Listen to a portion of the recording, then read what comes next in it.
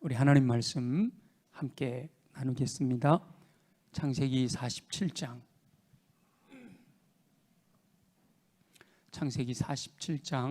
28절부터 48장 4절까지 말씀입니다.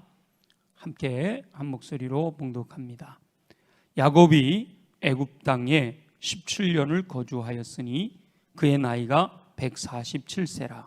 이스라엘이 죽을 날이 가까우매 그의 아들 요셉을 불러 그에게 이르되 이제 내가 내게 은혜를 입었거든 청하노니 내 손을 내 허벅지 아래에 넣고 인애와 성실함으로 내게 행하여 애굽의 나를 장사하지 아니하도록 하라. 내가 조상들과 함께 눕거든 너는 나를 애굽에서 메어다가 조상의 묘지에 장사하라. 요셉이 이르되 내가 아버지의 말씀대로 행하리이다. 야곱이 또 이르되 내게 맹세하라 하매 그가 맹세하니 이스라엘이 침상머리에서 하나님께 경배하니라. 이 일 후에 어떤 사람이 요셉에게 말하기를 내 아버지가 병들었다 하므로 그가 곧 두 아들 므낫세와 에브라임과 함께 이르니 어떤 사람이 야곱에게 말하되 내 아들 요셉이 내게 왔다 하매 이스라엘이 힘을 내어 침상에 앉아 요셉에게 이르되 이전에 가나안 땅 루스에서 전능하신 하나님이 내게 나타나사 복을 주시며 내게 이르시되 내가 너로 생육하고 번성하게 하여 내게서 많은 백성이 나게 하고 내가 이 땅을 내 후손에게 주어 영원한 소유가 되게 하리라 하셨느니라. 아멘. 아멘.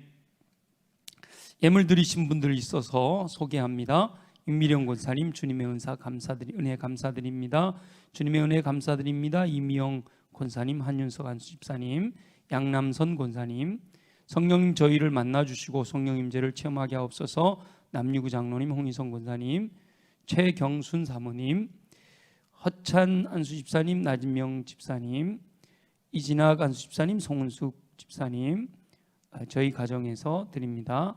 새 마음으로 새 영으로 성령으로 충만하게 하옵소서. 서성원 장로님, 오장순 권사님, 살아계신 하나님 찬양합니다. 남철현 장로님, 김호순 권사님, 성령님 이 시간 기름을 부으소서. 권병혜 권사님, 박원정 집사님, 김한규 장로님, 강혜진 권사님, 주님의 은혜로 인도하소서. 전진흥 장로님, 김준순 권사님, 부흥에 참석하게 해주셔서 감사합니다. 은총과 평강 주셔서 감사합니다. 정길복 집사님, 이현진 장로님, 김현주 집사님, 윤교분 권사님, 강태순 집사님, 윤덕수 장로님, 장정성 권사님, 진미자 권사님, 권순일 장로님, 이금숙 권사님, 성령 충만하게 하소서. 최성숙 권사님, 은혜를 주시옵소서. 이동필 장로님, 정충호 권사님, 홍사연 안수집사님, 김효순 권사님, 최옥자 권사님, 고한영 집사님, 박은혁 권사님, 선유독회 옹동 목사님 들으셨습니다. 우리 봉독한 말씀으로 루스에서 만난 하나님이라는 제목으로 우리 옹동 목사님 나오셔서 봉헌 기도해 주시고 또 말씀 전해 주실 텐데요. 우리 큰 은혜 받으시길 바라고, 우리 목사님 나오실 때 환호와 박수와 모든 걸 환영하는 우리 목사님 나오시겠습니다.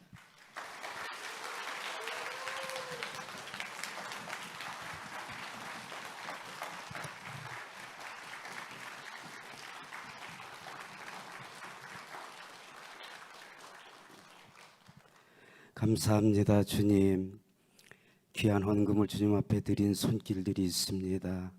하늘에 귀한 상급을 쌓는 이런 정성을 주님 받아주시고 이 물질이 하나님 나라의 영광을 위해서 귀하게 쓰임받는 도구로 사용해 주옵시며 영혼 구원을 하는 일에 귀하게 쓰임받을 수 있도록 은혜를 베풀어 주옵시며 드린 손길 위에 하늘문을 여시사 신령한 양식으로 더하여 주옵시고 땅에 기름진 복으로 더하여 주옵소서. 예수님 이름으로 감사하며 축복기도 드립니다. 아멘.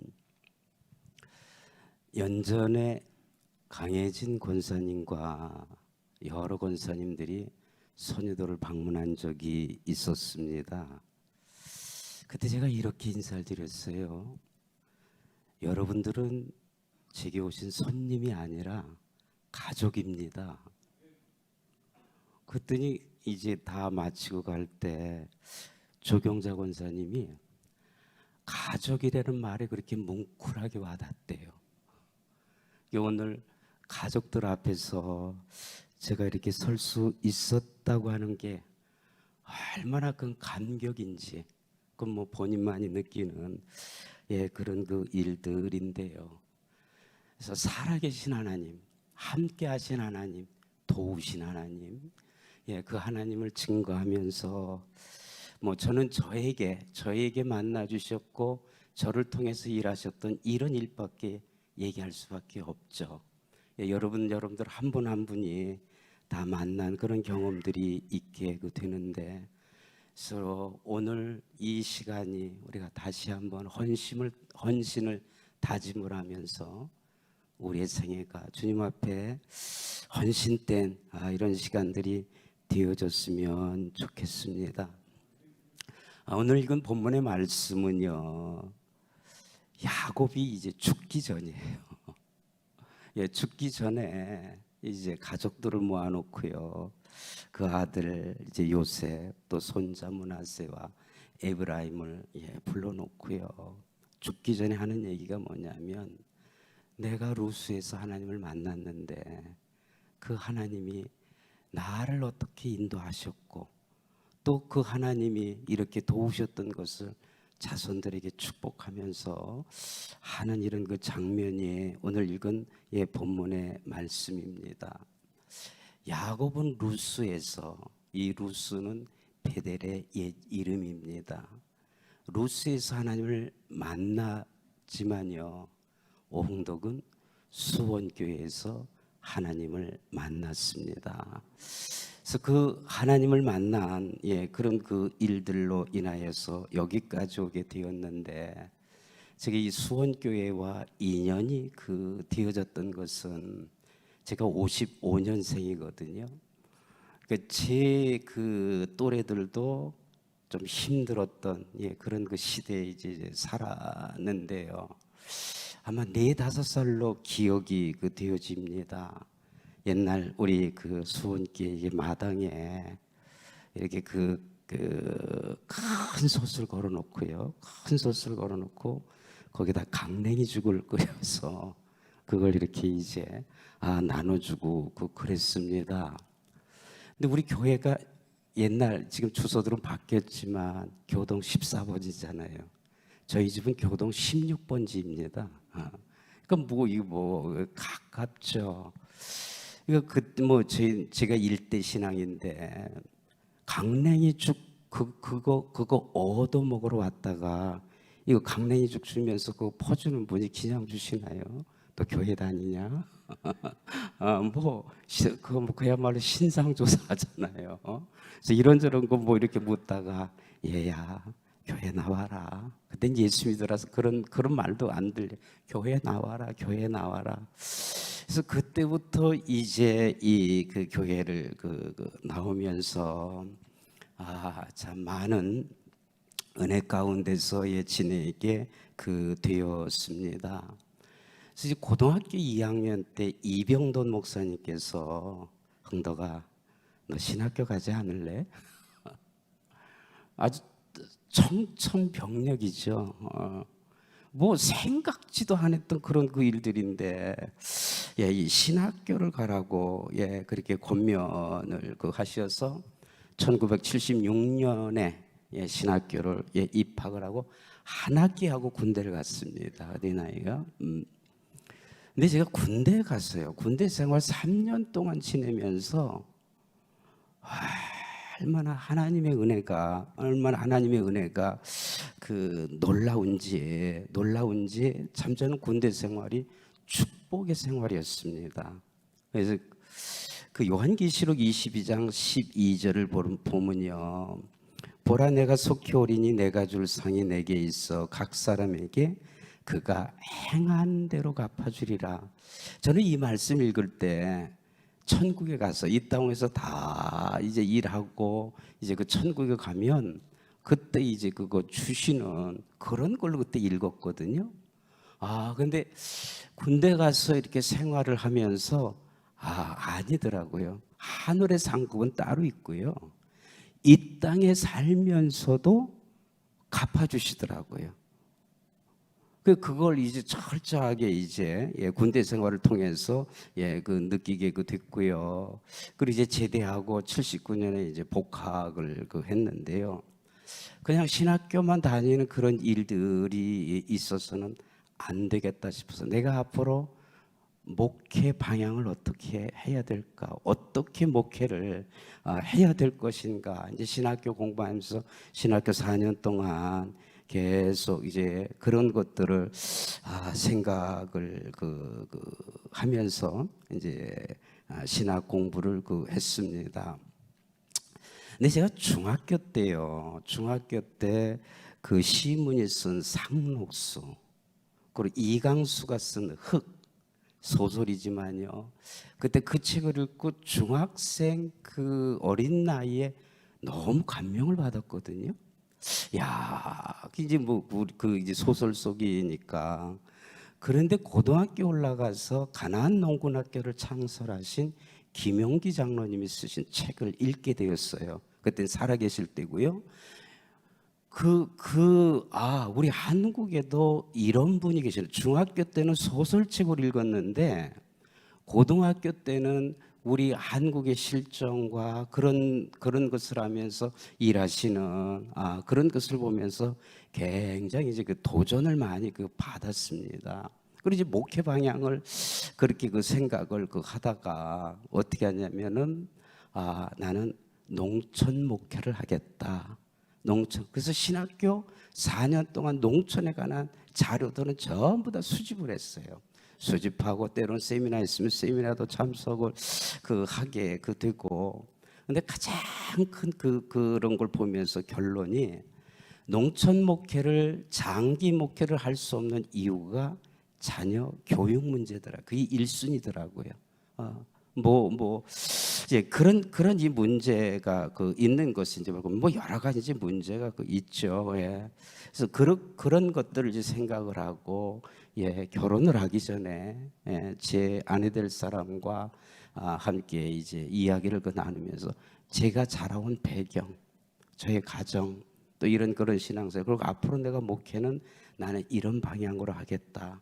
이렇게 그런 게 얘기를 하고 자녀 문제에 대해서도 심각하게 얘기를 했습니다. 그래서 결혼하기 전에 저희는 이미 자녀 안 갖겠다. 그 대신 이제 내가 목회지에서 있는 그런 아이들을 그렇게 이제 돌보는 그런 일을 하겠다고 그렇게 하고서 이제 결혼을 하고 이제 단독 목회를 이제 나가게 됐습니다. 근데 단독 목회를 나갈 때 제가 목회 개혁 40년치를 목회 계획을 세웠어요. 40년, 그러니까 제가 30에 이제 하고 70에 은퇴를 하게 되니까 10년 이걸 4단계로 나눠가서 이렇게 목회를 하겠다 하는 이제 그런 계획서를 가지고 저 경상도 상주 산골짜기에 이제 그쪽 가서 이제 목회를 하게 됐는데요. 저는 얼마나 기뻤는지 몰라요. 굉장히 열악한 곳이에요. 굉장히 열악한 곳인데 나는 그곳에 갈 때 이곳에다 뼈를 묻으리라. 나는 이곳에 이런 그런 이제 마음의 자세를 가지고 참 재미있게 이제 목회를 그렇게 하는 그 중에 교회에 어떤 사건이 이제 발생을 했는데요. 지금 같았으면 목회 경력도 있고요. 그리고 나이도 이제 좀 먹었고요. 그냥 슬쩍 칼등으로 툭 치면은 그래도 될 걸 젊은 패기에 젊은 나이에 칼날로 싹둑 잘랐습니다. 칼날로 쳤어요. 근데 그게 되돌아오더라고요. 되돌아와서 그리고 이제 그런 어려움들을 이제 느끼게 되면서 거기서 제가 회개를 한 것이 있어요. 회개를 한 게 저는 참 믿음이 없는 사람이고요. 또 하나 저는 참 교만한 사람이었다. 왜 믿음이 없고 교만한 사람이라는 것을 이제 고백을 할 수밖에 없느냐면요. 하나님의 법칙은 생육하고 번성하고 땅에 충만하라. 이게 하나님께서 우리에게 주신 축복이거든요. 창세기 1장에서 22절과 28절 두 번이 나옵니다. 그런데요, 놀라운 사실은 노아 홍수 지난 후에, 그리고 이제 그 노아 가족들이 이제 그 무트로 나오잖아요. 배에서 그래 나오게 되는데, 여러분 창세기 9장 1절과 7절을 보게 되면요, 거기도 생육하고 번성하여 땅에 충만하라고, 처음 창세기 1장에서만 있는 게 아니라 노아 홍수 심판 이후에도 이런 일이 있더라고요. 제가요, 하나님의 일을 한다고 하면 하나님의 뜻에 순종해야죠. 하나님의 말씀대로 따라가야죠. 물론 내가 계획하고 준비하고 이런 모든 것들이 있었지만 전적으로 이거 뭐냐면 내 의지고 내 생각이었어요. 그러니까 하나님을 철저하게 믿는다고 하면은 그 하나님께서 도우실 것을 믿고 거기까지 가야 되는데, 그렇지 못했던 이런 것을 보게 되고요. 이걸 제가 나중에 바나바 훈련을 받으면서 우리 이강천 목사님께서 가르쳐 주신 기도 가운데 하나가, 하나님께 엽죽는 기도를 드려라. 그리고 기다려라. 저는 그걸 96년도에 가서는 알았어요.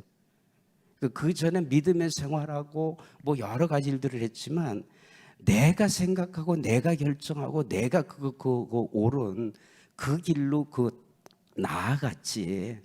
하나님 어떻게 할까요? 하나님 이랬으면 어떨까요? 하고 그런 기도는 드려보지도 않았습니다. 그러니까 제가 얼마나 교만한 사람이에요. 얼마나 교만한, 그걸 하나님이 치시더라고요. 꺾으시더라고요. 그래서 거기서 제 40년 목회 계획서를 다 찢어버렸어요. 다 찢어버렸어요. 다 이렇게 찢어 버리게 되고요.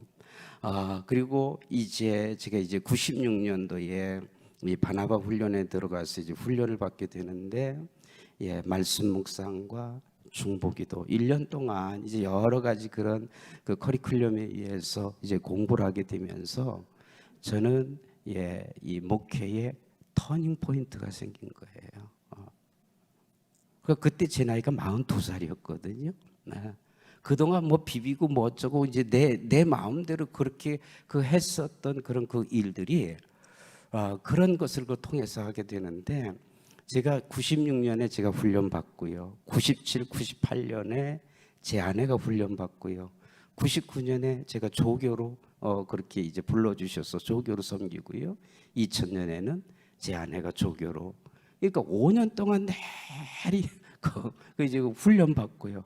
목사님과 함께 이제 그런 말씀들을 하게 되면서 훈련뿐만이 아니라 섬에 사는데도요, 이 목사님 왜 이렇게 우리를 불러내는지 몰라요. 뭐 있으니까 와. 그럼 네 하고 이제 가게 되는데, 지금도 생각해보면 이게 기적인데요. 근데 다 배 타고 다닐 때거든요. 배 타고 다닐 때인데, 훈련원에서 불러서 가는 날짜에 한 번도 배가 안 들어온 적이 없어요. 들어가는 날은 배가 안 들어가는 날은 있었어도요. 근데 지금 이제 이 목사님의 그런 말씀들을 거역해보질 않았어요. 거역해보질 않았는데 딱 한 번 거역을 했습니다. 딱 한 번 거역을 하면서, 목사님 바나바 훈련원에 스텝으로 들어오래요. 저희로서는 영광이죠. 영광이야. 근데 이제 저하고 아내하고 이제 기도실에 들어가서 멸마다, 하나님 어쩌면 좋습니까? 옛날 같았으면 좋아서 펄쩍하고 뛰어갔을 거예요. 그런데 이제는 엽죽는 기도를 배웠거든요. 비록 이제 그런 여러 가지 부분들이 좋은 그런 일이지만, 저하고 아내하고 공통점으로 느낀 게 뭐냐면, 하나님이 선유도에 계시는 걸 더 기뻐하신다고 하는 그런 마음이 제게도 그렇고요, 아내에게도 그렇고요. 그래서 이제 이 목사님에게, 죄송합니다 목사님, 그냥 선유도에 남아 있겠습니다. 지금까지 이제 그 이 목사님에게 딱 한 번 그렇게 이제 거절을 했었는데요. 여러분, 사람이 살면서 고난 없는 사람, 골짜기 없는 사람, 여러분 누구나 다 있잖아요. 누구나 다 있잖아요. 우리가 믿음 생활하고 신앙 생활을 하면서 이런 고난과 인생의 이런 그 골짜기를, 이걸 뭐예요? 말씀의 훈련과 또 기도의 훈련과 매일매일 큐티하면서 이런 이 부분들이 행해지는 이런 일들이 우리에게 있어져야 되는 이런 것들을 보게 됩니다. 그래서 제가 상주에 있었던 그 교회에서 그런 또 하나 이제 훈련을 이제 받게 되고요. 그리고 참 우연인지 아니면 하나님이 저를 격려하시려고 하는지 제가 봉천교회에서 사임을 하고 수원교회 10개월 동안 있게 됐는데 제가 고향교회에 와서 목사 안수를 받았어요. 저로서는 이게 얼마나 큰 감격인지 88년 4월 29일 날 목사 안수를 받게 되고요. 그리고 임지를 위해서 기도했습니다. 임지를 위해서 하나님 제일 먼저 청빙되는 곳으로 가겠습니다. 계속 이렇게 기도하고 있는데요. 어느 날 서울 오리동 교회 부목사로 이제 그렇게 얘기가 되어진다고 그런 얘기가 들려와요. 그래서 이제 부목사로 이제 가나보다. 이제 그러는 와중에 이 선유도 교회에서 청빙에 이런 문제가 오게 되더라고요. 그런데 선유도 교회에서 청빙이 오늘 아침에 결정이 되어졌다고 하면 오리동 교회 부목사는 점심 때 통보가 오더라고요. 이게 웬 제 아내는요, 여보 서울로 갑시다. 서울로 갑시다. 농촌에는 좀 더 나이 먹어서 늙어서 가도 되지 않겠느냐고 그런 얘기도 하게 되는데요. 그래서 미안하다고 하면서 우리가 제일 먼저 청빙 받는 곳으로 가기로 그렇게 기도해 왔지 않냐 하면서 이제 선유도 교회로 그렇게 이제 청빙 받아서 가게 되었는데 그것도 하나님의 훈련이더라고요. 하나님의 훈련이더라고요. 참 그런 훈련들이 그렇게 있게 되는 것을 보게 되고요.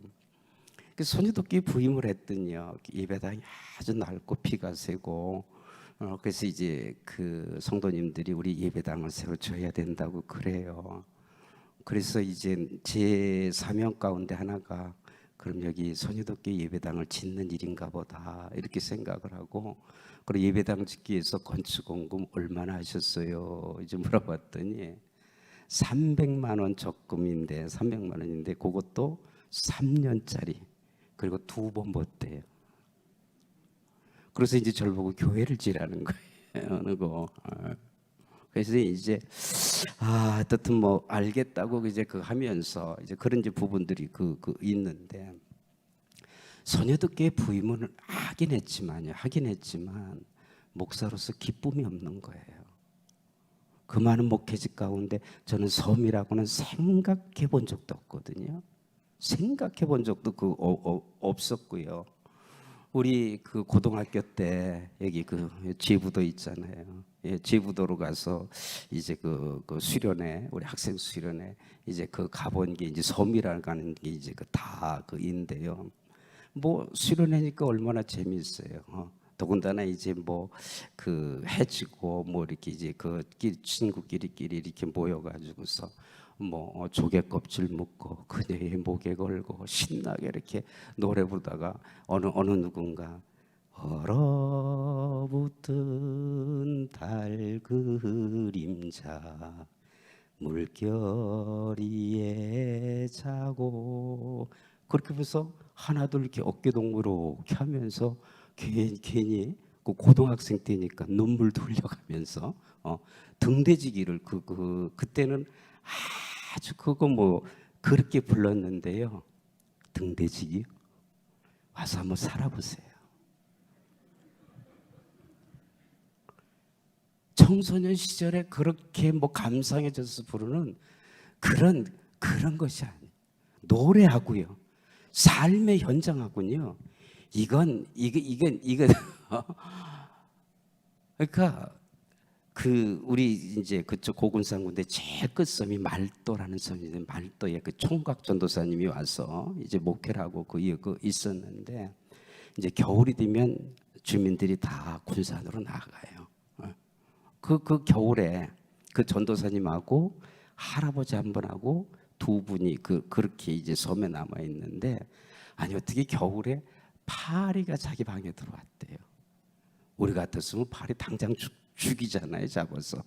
근데 그 총각 전도사님이 그 파리를 죽일 수가 없더래요. 반가워서. 살아있다고 하는 게 반가워서. 그러니까 그런 외로움과 고독감을 뛰어넘은 후에는 등대지기 부르는 그 노래도 그렇게 잘 부를 수가 있는데, 막 마음에 이제 그런 일들이 있을 때는 이루 말할 수 없는 그런 이제 고독감이잖아요. 패잔병입니다. 패잔병. 나는 목회 패배 의식. 우리 이제 그 이제 동기 목사들 이렇게 쭉 하게 되면, 그리고 그 많은 목회 자리 가운데 이런 이 섬, 뭐 지금은 선유도 오시면은 뭐 지금 섬이 아니에요. 이제 육지대서에 달이 나가지고서 싱싱 오고 그러는데요. 88년도에 부임하니까 전기가 없어요. 물이 없어요. 그거 견뎌낸다고 하는 게 참 쉽지 않은데, 그건 환경적인 거거든요. 환경은 어떻게든 견디는데 이 속에서 있는 이 답답함은 이건 어디다가 내놓을 수가 없어요. 내가 목사가 될 때 얼마나 눈물을 흘렸는지 몰라요. 얼마나. 목사 한 수 받을 때 너무 감격스러워서 그렇게 눈물을 흘리고, 헌신할 때 콧물 흘리면서 부름받아 나서니면 어디든지 가오리다. 악을 골짝 빈들에도 복음 들고 가오리다. 이름 없이 빛도 없이 주를 위해 섬기리다. 얼마나 그렇게 불렀는데요. 막상 목회 현장에서 있는 돌아가는 그런 상황 가운데서는요, 이게 참 너무 힘든 거예요. 너무 힘든 거. 그래도 목사니까 예배는 인도해야 되잖아요. 신방은 해야 되잖아요. 그게 3년이 걸리더라고요. 3년.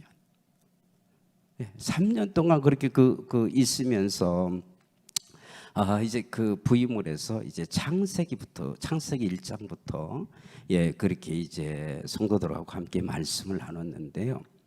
오늘 읽은 이 부분이에요. 오늘 읽은 이 부분을 제 서재실에서 말씀을 읽고 이제 이번 주를 설교할 것을 대략 이렇게 아웃라인으로 잡으면서 이렇게 보는데, 제가 서재실에서 거꾸러졌어요. 통곡을 했어요. 하나님, 이것 때문에 나를 선유도로 보내셨군요. 이것 때문에 이 일하라고 하나님이 저를 이곳으로 보내셨군요. 뭐 지금도 마찬가지 이고요. 그 당시에도 뭐 거의 뭐 이제 노인네 그들이고요. 그 삶에 대한 희망이 없어요. 희망이.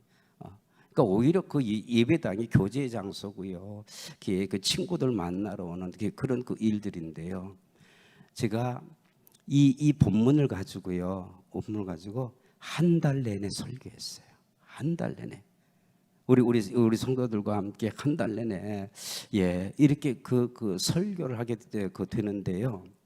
이제 이제 이 목사님 앞에 있는 성도들에게 보게 되잖아요.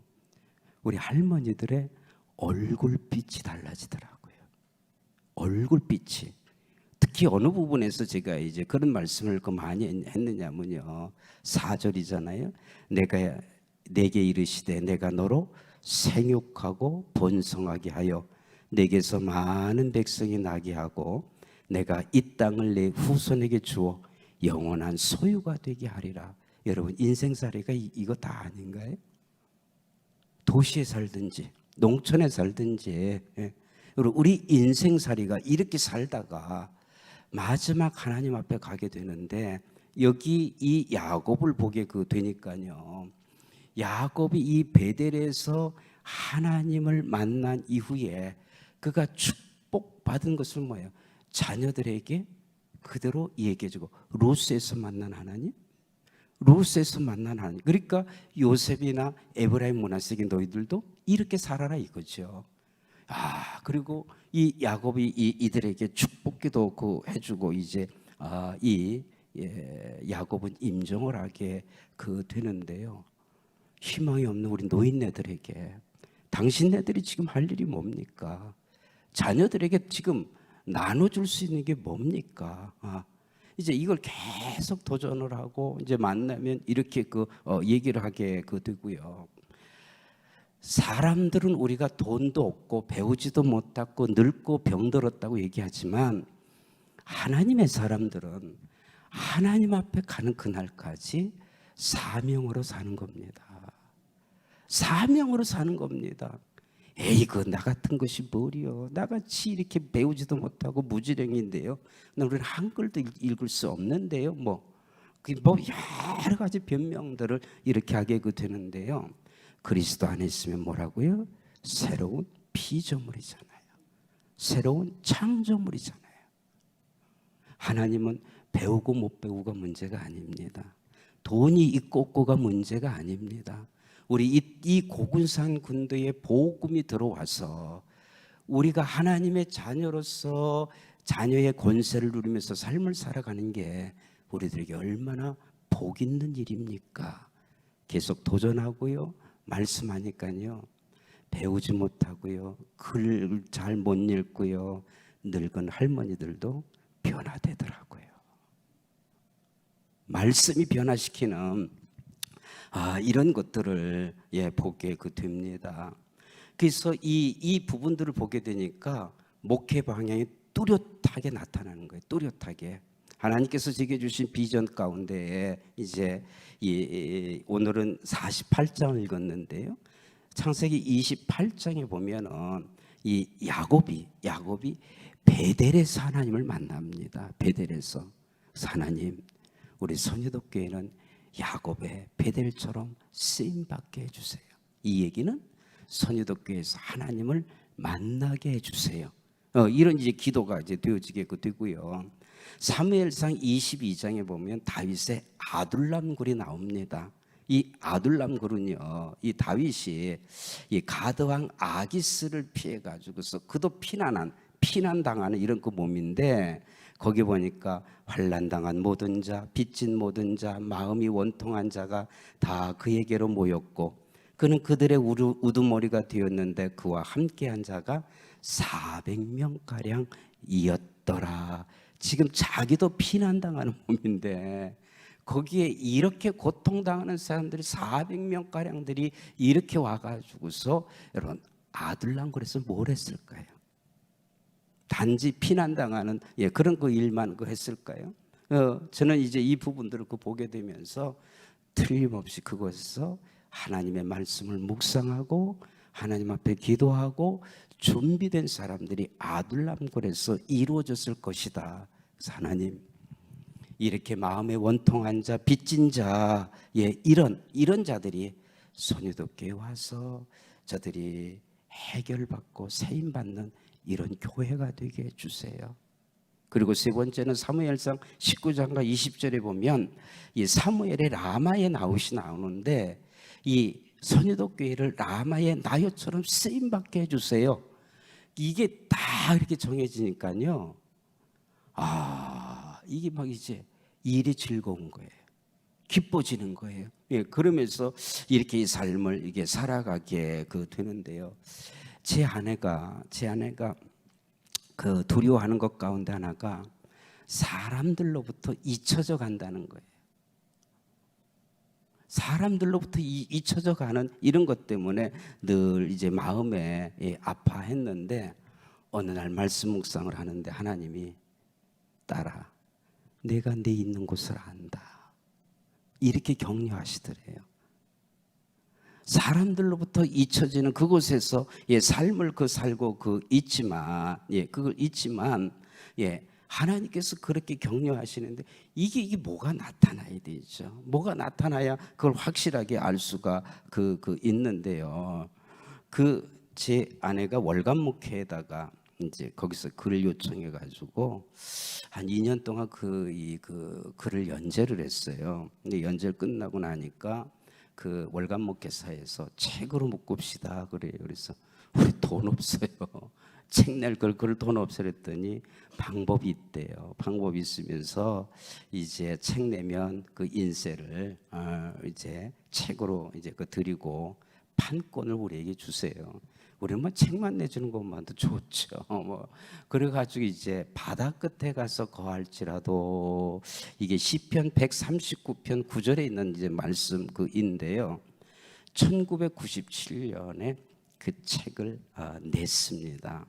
그런데요, 2년 후에 1999년에 우리 이강천 목사님 네 분하고 저희 이제 그 부부하고 카나다 사역을 한 달 동안 다녀온 적이 있어요. 그래서 토론토에서 이제 그 주간 이제 그 훈련을 이렇게 마치고 이제 주말엔 좀 쉬었다가 이제 다른 곳에 가서 이제 사역을 그렇게 하게 되는데 캐나다의 에드먼튼이라는 도시가 있어요. 이제 캘거리에서도 더 북쪽으로 한 서너 시간 차 타고 올라가더라고요.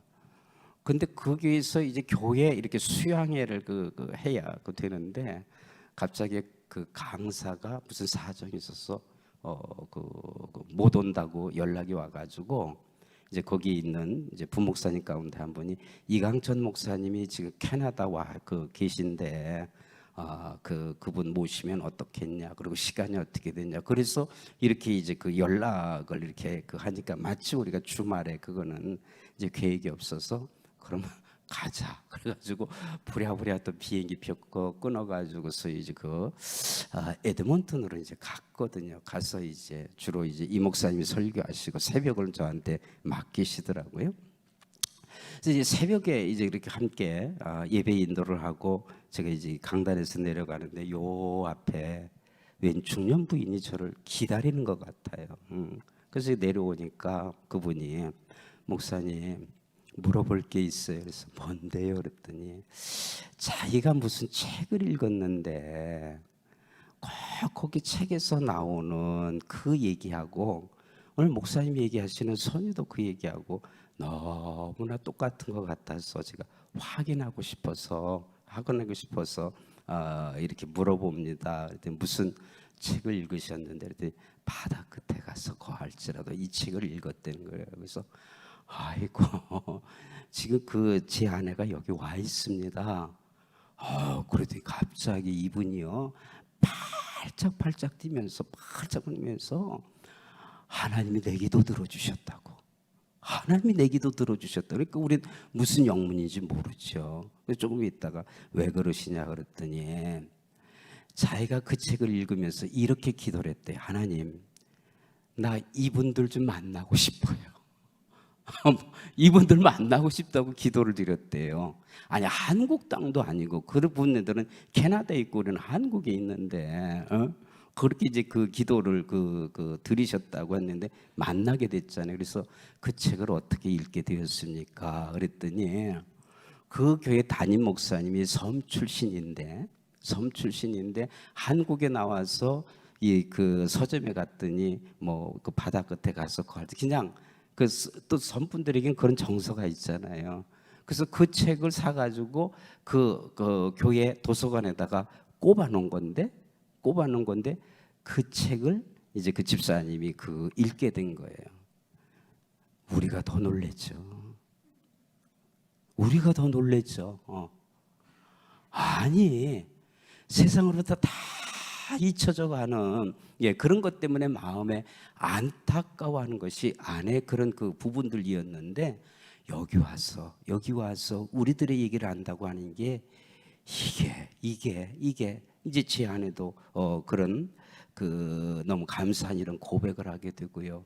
그런데 제가 중국 연태의 조선족교회에 가서 이제 집회를 인도하면서 나중에 가면서 거기 있는 조선족이 그 책을 읽었다는 거예요.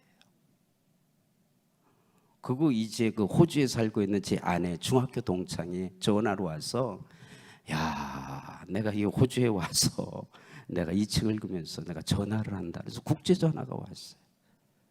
다 잃어버렸다고 본인들은 생각을 하는데, 예, 하나님 뭐예요?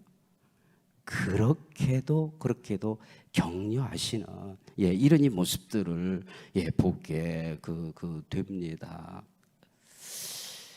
그리고 이강천 목사님이 저희들을 여러 번 해외 사역에 데려가셨어요. 그래서 같이 선생님 덕분에 이제 그렇게 이제 다니게 됐는데, 카자흐스탄에서 2주간, 그리고 중국 우르무치에서 2주간 해서 한 달 동안 이런 사역을 나갔다 온 적이 있었거든요. 근데 이제 그 카자흐스탄 알마타 신학교 기숙사에서 이제 우리 이제 하기 전에 스텝 이런 모임을 갖고 기도하거든요. 근데 이제 이 목사님이 이런 A4 용지에다가 세계 지도를 이렇게 그놓고 몇 군데 이렇게 이제 네모를 이렇게 쭉 이렇게 쳐놓으셨어요. 그러면서 뭐라고 말씀을 하시냐면요. 지금 세계는 이강천을 부르는데 이강천이 다 갈 수 없어. 오 목사 어디 맡을 거야? 그러니까 그 중에 하나 너 맡아라 이거거든요.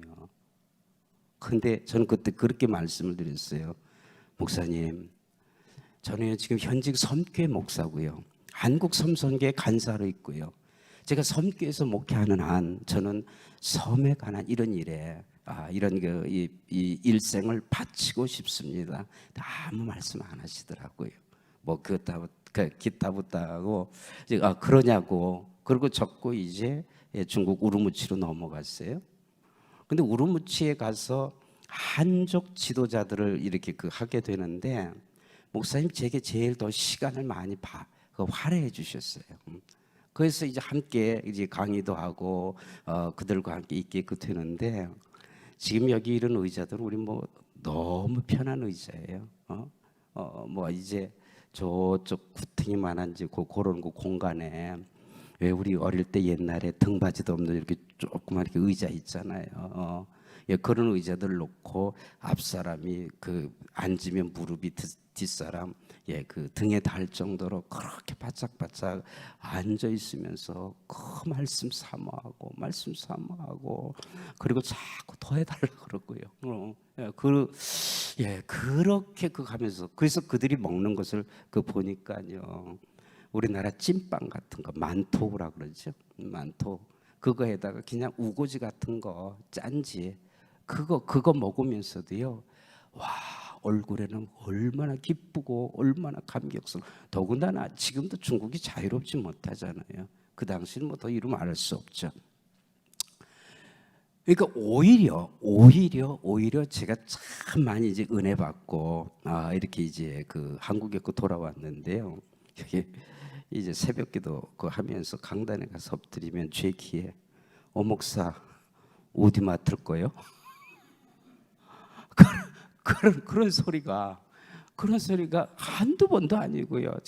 막 이렇게 이제 그렇게 얘기가 들려오는데 아내하고 상의도 없이 그해 12월에 군산에 있는 서해대학 중국어 통역과에 원서를 넣었어요. 그때 제 나이가 48살입니다. 48살에 중국어를 배우겠다고. 네, 그리고 가서 이제 입학을 하고 이제 2년제였기 때문에 이제 4년까지 이제 그렇게 이제 못했고요. 근데 그 중에 한 학기는 연태의 사범대학하고 조인돼 있어서 거기 가서 이제 공부할 수 있게 그렇게 되어져 있더라고요. 그래서 이제 연태 가서 이제 중국어를 이렇게 이제 공부를 하는데 저는 그때까지도요 유학 가는 학생들이 참 공부 잘하는 애들인 줄 알았어요. 공부도 열심히 하고요. 비전을 가져가는 그런 줄 알았는데 가보니까요 부모 등골 빼먹는 애들이 한둘이 아니더라고요. 한국에서는 뭐 우리 아들 딸들 가서 뭐 유학한다 뭐 한다 그러는데요. 그 실상을 보니까요 참 말이 유학이지요. 돕히더라고요. 그 가서 이제 그런 이제 실상들을 그 보게 그 되고요. 그래서 거기서 이제 그 있는 동안에 제가 학교 당국에다가 얘기를 했어요. 난 현직 목사다. 그리고 이제 이거 목사면서 이제 이런 이제 중국어 공부를 이제 하게 그 되는데 내가 우리 유학생들을 하고 이제 그 예배 드릴 수 있도록 교실 한 칸을 좀 내다오. 그런데 그 중국 공산당 국가에서 허락을 하더라고요. 그 이제 수요일 날 이제 대개 수요일 날 했거든요. 이제 공부 마치고 이제 셀 모임을 그렇게 그 하게 그 되는데 거기서 그래도 와서 그 한 학기 동안 같이 그 부딪히고 또 그들과 함께 기도하고 그랬던 그 친구들 가운데요. 지금 두 사람이 중국 선교사로 지금 나가 있어요. 참 얼마나 그 놀라운 이런 그 일들 그 인지요. 자, 이런 것들을 다시 한번 경험해 볼 수 있는 이런 일들이 있게 되는 이런 이 모습들을 보게 그 됩니다. 참 하나님께서요. 어느 곳에 있든지 무슨 일을 하든지 꼭 목사로서만 일을 하는 게 아니라 그 사람에게 주어진 은사를 가지고 그 있는 곳을 선교지로 삼아서 일할 수 있도록 우리를 부르시는데 중요한 건 훈련이라는 거죠. 훈련 받지 않고는, 제자 훈련 받지 않고는 절대로 그거 될 수가 없는 이런 이 부분들을 보게 그 되는데요. 그래서 이제 그렇게 이제 그 쓰임 받으면서 이렇게 삶을 살아가게 그 되는데요. 참 뭐 그 이 아이 문제요. 아이 문제로 인하여서 참 그 어려운 그런 일들이 있었는데요.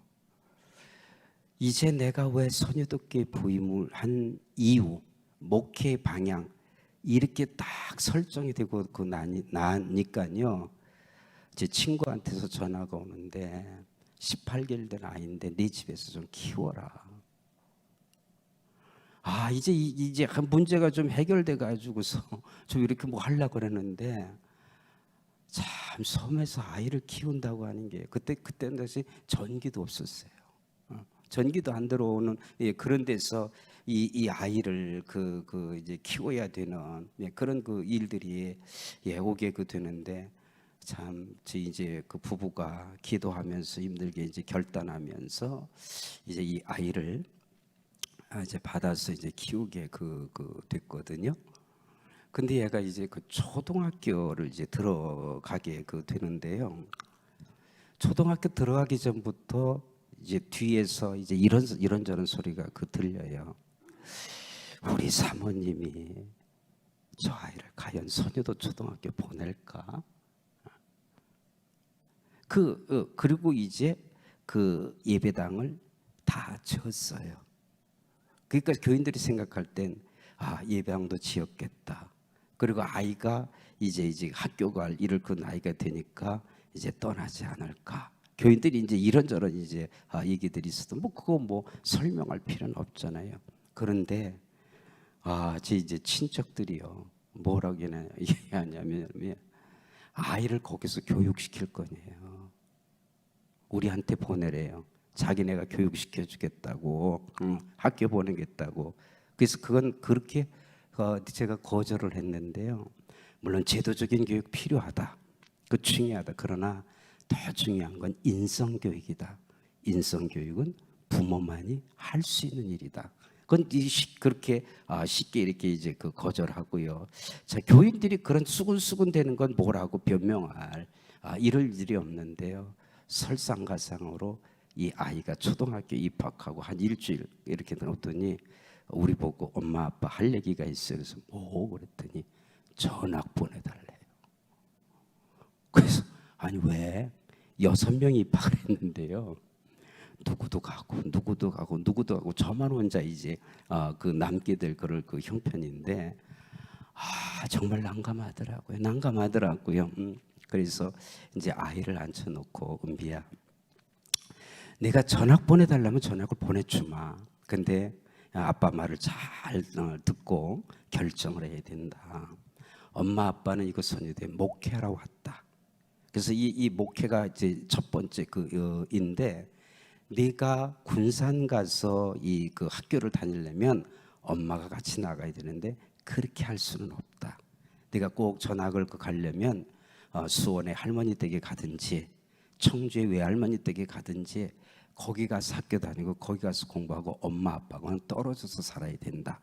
그리고 엄마 아빠하고 살려면 내가 여기 선유도 초등학교를 다녀야 된다. 그러니까 결정은 내가 할 때까지 기다리겠다. 말은 그렇게 해놓고요, 속으로 얼마나 그 떨렸는지요. 보내준다고 했으니까 그거 보내달라면 보내줘야 되잖아요. 그리고 한 일주일 이렇게 지났는데요, 저희를 소집을 해요. 저희들이 죄인 된 모습으로 딸 앞에 이렇게 있어가지고서 얼마나 긴장이 됐는지요. 개인만 쳐다봤어요. 개인만. 우리들이.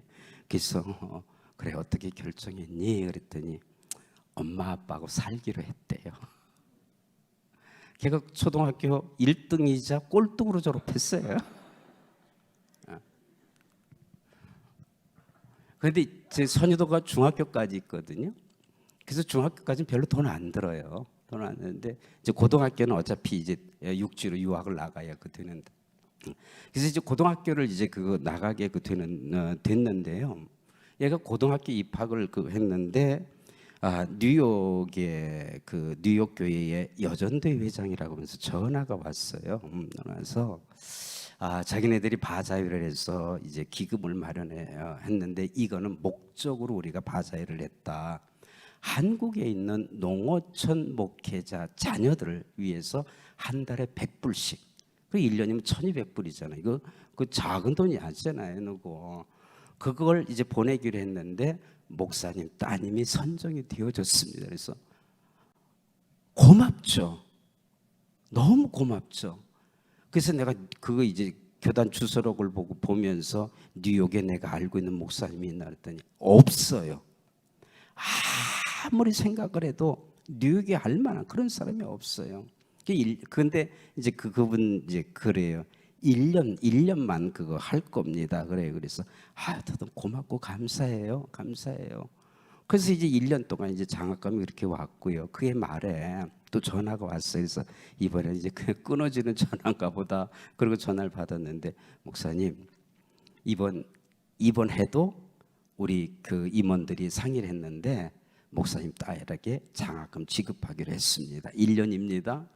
아이고 1년 동안 보내준 것도 감사한데 또 1년을 보내준다니 너무 고맙고 감사하다고, 그렇게 이제 말씀을 드렸고요.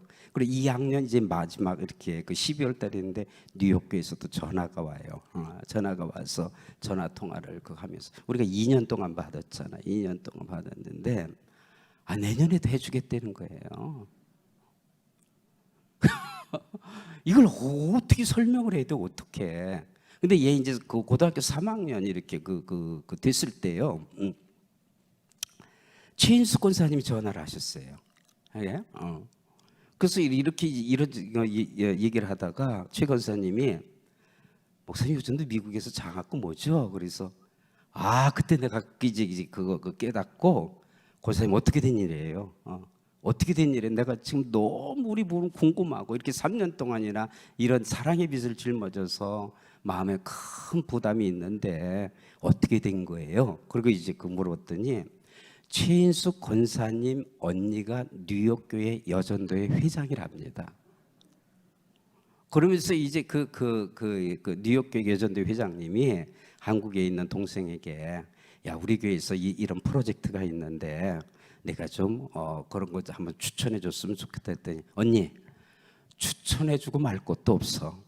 이 양반은 내가 학생 때부터 청년 때부터 다 보아왔어. 무조건 해줘야 돼. 그랬다는 거예요. 그랬다는 거예요. 그러니까 일은 내가 했는데 따먹기는 자식이 따먹더라고요.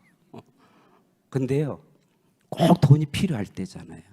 고등학교 들어가면서 꼭 필요할 때에 그런 그 돈이 그렇게 와가지고 연결시켜주는 그런 그 일들을 보면서 이렇게 참 감사하게 되고요. 그래서 얘가 이제 대학교를 한동대학교를 들어갔어요. 아주 그의 합격한 그의 이제 그 연말에 가족 세일 모임을 가지면서 제가 딸한테 그런 얘기를 했어요. 딸아, 열심히 공부해주고 또 우리가 기도한 대로 그 학교에 들어가줘서 참 고맙다. 그런데 이건 알아야 된다. 거기에 플러스 알파가 있다. 뭐냐요? 내 엄마 아빠가 선유도교에서 18년 사역을 국률이 여기셔서 그게 플러스 알파라고 나는 믿는다 했더니 딸도 자기도 그렇게 믿는데요. 근데 놀라운 건 우리 그 섬교에서 학비된다고 하는 게 참 쉬운 일이 아니잖아요. 쉬운 일은. 얘 대학교 다니면서 아르바이트 한 번도 안 했어요. 그런데요, 한 학기에 최소한으로 받은 장학금이 300만 원이고요. 제일 많이 받을 때는 800만 원까지도 장학금을 받더라고요. 나는 그 신학교 때 농촌에서 그 목회하는 그런 부분들 보면서 이런 돈 걱정, 교육 걱정 이런 것들을 다 그렇게 해가지고서 그런 부분으로 생각을 했는데 이건 뭐예요? 이게 인본주의죠. 신본주의가 아니에요. 그거 하나님께서 깨뜨리면서 그 아이를 통해서 이렇게 주시는 이런 모습들을 보게 되는데요. 얼마나 우리가 감격스럽게 그런 일들을 하고 있는지, 이게 한 가정을 겪고 훈련받고 나니까 그렇게 나갈 수 있는 이런 부분들을 보여주고 있더라고요. 아르헨티나에 강기한 선교사님이 계신데 목사님 꼭 좀 한번 오세요. 그래요. 근데 거의 쉬워요. 이제 동남아 같으면은 아무래도 가기가 쉬운데 참 쉽지 않잖아요. 그래서 늘 마음에 이제 부담감을 가지고 있어서 그 부담보다도 브라질에 가 있는 제 친구 이신숙 선교사가 늘 마음에 부담이 있었어요. 신수교를 한번 보러 가야 되는데 죄송합니다. 이름 이렇게 불러서 제 친구니까 그래요. 그게 늘 마음에 이제 부담이 가지고 있었는데요. 캐나다 토론토의 대한기도원에서 저보고 집회를 오라고 그렇게 한번 요청이 왔어요. 그래서 아내하고 우리 카나다까지 가면 반은 간 건데 이번에 남미 사역하자. 그래가지고 이제 그 아르헨티나 또 이제 브라질의 마나우스와 상파울로 그리고 우루과이 그리고 캐나다 이렇게 사역을 하고 했는데요. 아르헨티나에서요 목회자들이 끝나고 나서 피드백을 나누는데 이런 얘기를 하더래요. 이건 강선교사님이 해주는 그런 얘기니까. 그래도 이 남미 정도 올 정도의 목회자라고 하면 한국에서 중견 목회자이고 교회도 내놓으라 할 만큼 제 정도 이런 분들이 와서 이런 얘기를 하면 이게 아르헨티나 목회자한테 이게 안 먹힌대요. 우리하고는 상관없는 얘기라는 거죠. 그런데 우리가 얘기하는 거 보니까 거기 그 목회자들 가운데 우리 선유도교회보다 더 크게 목회하는 분들도 있고, 그리고 그런 얘기를 보니까 아니 선유도교회에서 할 수 있는 일이라고 하면 우리도 할 수 있겠다. 이게 도전이었다는 거예요. 그렇게 할 수 있다고 하는 이런 부분들을 가지고 작년에 이제 강기한 스님이 다녀가셨는데 지금도 그 얘기를 하고 있는 목회자가 있다는 거예요. 그래서 저희는 연약한 증인이라는 말을 하거든요. 연약한 증인. 그런 속에서도 하나님께서 그런 일들을 할 수 있도록 만드시는 이런 부분들을 보게 되고요. 그런데 그때 아르헨티나 가서 천호동교회 여성산 목사님을 만났어요. 이름만 들었지 좀 처음 이제 만나고 뵌 거거든요. 근데 강선교사님이 어떻게 우리 얘기를 했는지 그분 일정하고 저희 이제 일정하고 맞춰서 이제 저녁 식사를 할 수 있게 그러니까 여 목사님은 그때 안시골로 오신 거예요. 쉬러 오신 거예요. 근데 이 여 목사님도 충격이었던 모양이에요. 섬교회가, 선유도교회가 여기까지 와서 그 같이 이렇게 저녁 식사를 하면서 이제 이런저런 얘기 쭉 얘기하면서 이분이 하는 얘기가 내년 연초에 아무 계획 잡지 마세요. 그러니까 내년 연초에 어떻든 이제 뭐 저를 이제 그 부르겠다고 하는 그런 뉘앙스를 이렇게 주셨는데요. 그래서 그야말로 나 같은 사람이요. 천호동 교회 가서 부흥회를 다 인도하지 않았습니까? 7시간을 그렇게 하게 되는데요.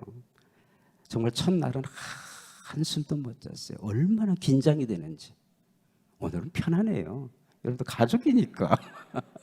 우린 가족이니까.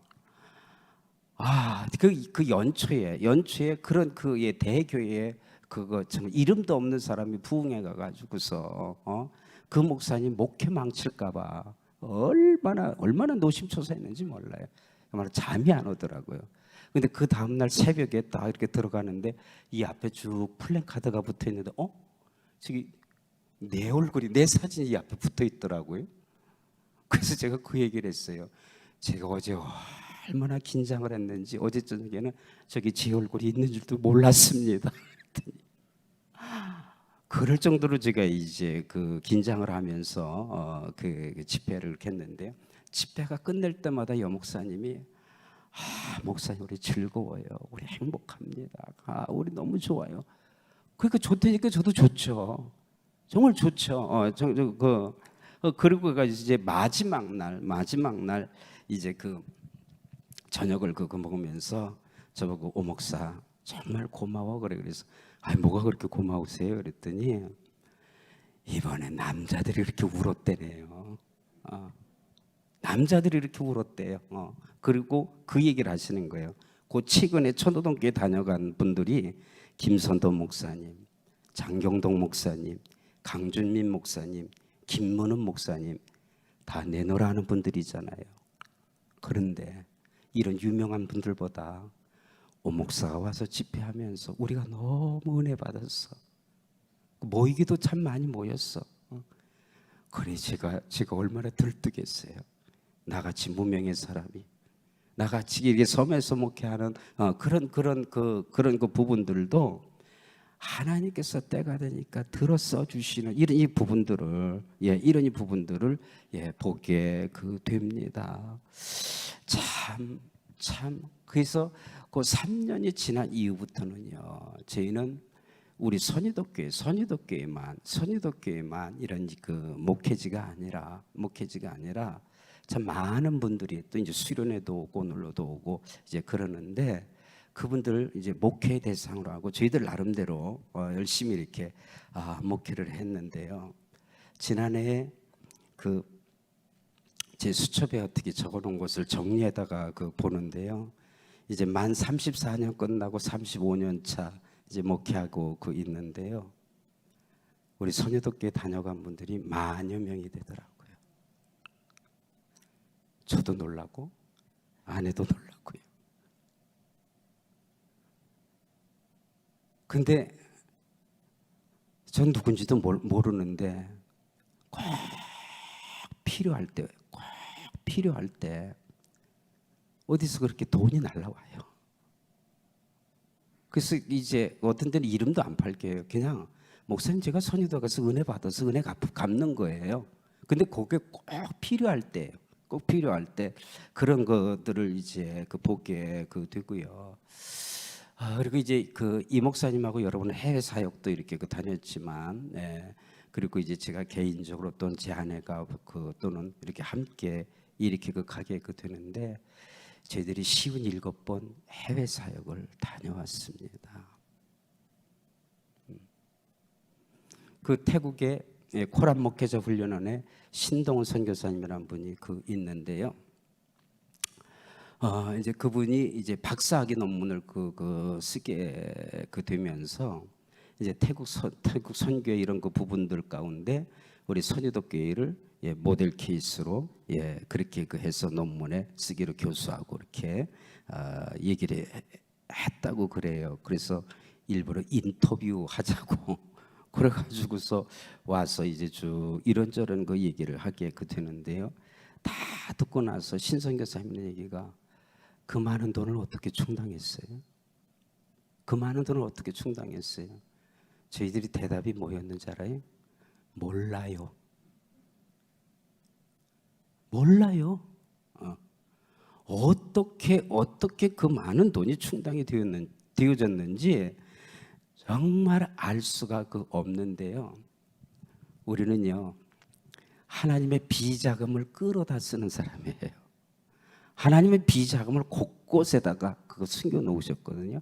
내 통장에, 내 주머니에 돈이 없다고 할지라도요, 꼭 필요할 때에, 꼭 필요할 때에, 그렇게 채워지는 그런 것들을 보면서 그냥 도구로 사용되어지는 이런 모습들을 보게 됩니다. 그래서 우리에게 주어진 이런 일들을 여러분, 제 고향 교회 와서 강량이 축한 그릇에 목사가 되어가지고 이런 승리의 보고를 할 수 있다고 하는 게 제가 얼마나 큰 감격이겠어요. 얼마나 큰 감격이겠어요. 저는 강냉이 죽 한 그릇이에요. 강냉이 죽. 지금은 젊은 사람들 강냉이 죽이 뭔지도 모를 것 같은데요. 지금처럼 뭐 본죽에서 나오는 그런 강냉이 죽이 아니죠. 그거 무슨 맛이 있겠어요. 배고파서 먹는 거지. 근데 그때 우리 수원교회에서 그 가난한 시절에 그런 일들을 해서 그 당시 목사님이 이우호 목사님이셨어요. 이우호 목사님이 이제 그런 일들을 그렇게 주셨고요. 그래서 저는 저 시대에 그런 일들을 통해서 하나님의 일을 하고 또 하나님께서 이렇게 만들어 가시는 이런 모습들을 보게 되는데, 우리 이제 제 모교회, 제 고향 교회에 와서 이렇게 아름다운 이 성전에서 이렇게 이제 함께 신앙생활하고 이런 모습들을 보게 되면 저는 뭐예요? 뿌듯하죠. 그리고 저는 경상도나 전라도에 가서 살면서 한 번도 수원을 잊어본 적이 없어요. 괜히 수원 소리만 나와도 좋아요. 수원 소리. 지금은 번호판이 그냥 번호 숫자로만 나오잖아요. 그 좀 전에는 경기, 어떻게 전북, 이렇게 서울 뭐 이렇게 앞에 그런 게 이제 붙었잖아요. 고향이라는 거예요. 고향이라는 게 얼마나 좋은지요. 제가 어쩌다 군산 나가서 차가 이렇게 쭉 지나가는데 거기 차 남바에 경기 이것만 붙어도요, 그 차 탄 사람 나하고 아무런 상관없어요. 저는 몰라요. 근데 그렇게 반갑더라고요. 그렇게 이게 고향이로구나. 근데 여러분, 내 고향 이 고향 교회에서 이렇게 들려지는 이런 모든 것을 보게 될 때에 얼마나 제 마음이 기쁘고 감사한지 그런 마음들이 제게 있게 되고요. 더군다나 저희 목회의 멘토가 되시는 이강천 홍정순 사모님이 우리 수원교회에 적을 두고 계신다고 하는 게 전 그거 하나도 너무 고맙고 감사한 거예요. 그리고 제가 떠나 있어도 이정환 목사님이나 이승희 사모님은 제 담임 목사입니다. 제 마음속에 그만큼 제가 수원교회에 관한 이런 부분들이 이렇게 너무나 이렇게 가슴 속에 있는 그런 것들이 있고요. 제가 자랄 때 함께 기도해 주셨던 많은 분들이 하늘나라 가셨죠. 하늘나라 가신 그분들의 그런 모습들은 늘 마음속에 이렇게 담고 있고요. 지금 이제 뭐 이 자리에도 앉아 계신데 권사봉 장로님은 제 학창 시절에 이제 저희들을 가르쳐 주셨던 그런 장로님이고요. 권순일 장로님은 수원고등학교 대선배이십니다. 그래서 이제 그런 부분들, 더군다나 오늘 보니까 우리 동문들이 왔다고 하는데 저 깜짝 놀랐어요. 정말 깜짝 놀랐어요. 예, 그 저희 저희 선배들도 있고 제 후배들도 있고 제가 뭐라고 이 고향교회 이렇게 온다고 하니까 저분들이 와서 격려해 주는 이런 일들이 이런 끈끈한 정들이 참 이렇게 아름답게 이어져 간다고 하는 게 얼마나 고맙고 감사한 이런 그 일들 그 인지요. 여러분, 하나님은 루스에서 야곱에게만 복을 주신 것이 아니라 하나님은 우리 수원교회 안에서도 복을 주시는 분인 줄로 믿습니다. 이곳에서 우리의 사명을 다시 한번 다짐을 하고 나아가게 되면 이런 이 놀라운 은혜를 우리가 누리면서 이 삶을 살아가게 될 터인데요. 그래서 저는 그런 말을 하나 전했어요. 어디에서 사는 것이 중요한 것이 아니라 어떻게 사는 것이 더 중요하다. 그래요, 여러분. 이게 하나님을 모신 사람. 하나님을 이렇게 섬기는 이런 그 사람들 이더라고요. 정말 한 40년 만에 만나나요? 제 아랫집에 유미아 권사님이 살았었는데 저를 만나자마자 울더라고요. 근데 왜 나도 눈물이 나요? 우리 어릴 때 뭘로 그러고 교제가 있었는데 근데 저분이 권사님이 돼서 우리 고향교회에서 이렇게 섬기신다고 하는 게 난 너무 고마운 거예요. 너무 감사하고요. 참 알 수 없어요. 사람들은 알 수 없는 이런 부분들이 우리에게 주어진 일들이 너무나 많이 있는 이런 것을 보게 되는데요. 우리 젊은 분들이나 또 나이 드신 분들이나 여러분 하나님을 만나면 하나님을 만난 사람들은 반드시 훈련받아야 됩니다. 반드시 훈련받아야 돼요. 어떤 훈련이든지 하나님의 사람으로 가는 이런 훈련을 통해서 이루어져 가고 있는 이런 일들인데 지금도 저희는 그 훈련 받으면서 주의 일을 감당하는 이런 이 삶을 살아가게 됩니다.